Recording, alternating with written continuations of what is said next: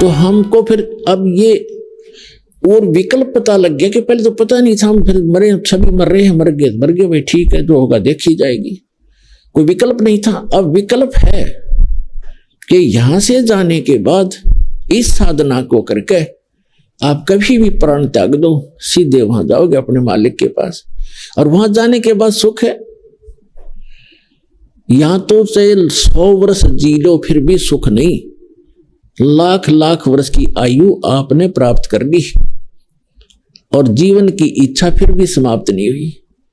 आज चाहे किसी के दोनों पैर कटे हैं, आंख भी नहीं है, किसी का हाथ कटा है, कितना ही पीड़ित किसी रोग से है, कोई मृत्यु नहीं चाहता, कोई वृद्धावस्था नहीं चाहता। और ये दोनों कंपल्सरी, कुछ भी हो सकता है यहाँ पर, ना कोई मृत्यु चाहता ना वृद्धावस्था चाहता, और ये सारे के सारे कभी भी किसी को हो सकते।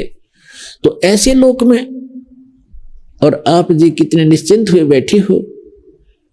तो 2 प्रकार के सतिथि होती है, एक तो जिसने नशा कर रखा हो, या दूसरा कति बालक हो जिसको पता ही नहीं, तो जो क्रियाएं कर रहा है इसकी हानि कितनी होगी, लाभ कितना होगा। तो आप जिसने नशा कर रखा है वो विज्ञान से उतर जाएगा, और ज्ञान से ही वो बालक बुद्धि समाप्त होगी। हम किस आस्था पर जी रहे हैं, किस उद्देश्य को लेकर जी रहे हैं।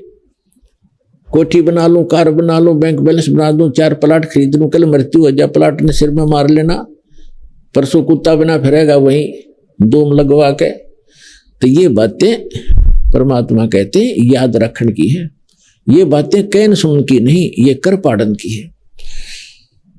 अब जो प्रश्न चल रहा है कि हम फिर क्यों ना उस लोक का पता लग गया, वहां जाने की विधि का पता लग गया, और यहां रहेंगे तब तक भी हम सुखी रहेंगे, और जब यहां से जाएंगे 1 सेकंड में निकल जाएंगे यहां से, कोई सोच भी नहीं सकेगा कहां गए।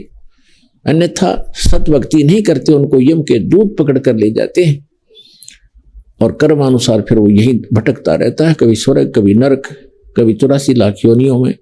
शुभ कर लिए, अच्छे कर्म कर गया, कोई तपस्याएं कर ली तो राजा बन गया, राजा बनकर सारे कर्म फोड़े, शिकार खेले, बुरे करे, सारी शराब स्वरूप पीवे, प्रजा को दुखी करे, अपने स्वार्थवश पता नहीं कितने नाश सेनाएं मरवा देता है, फिर वो गधा बनता है, धक्के खाता फिरता है।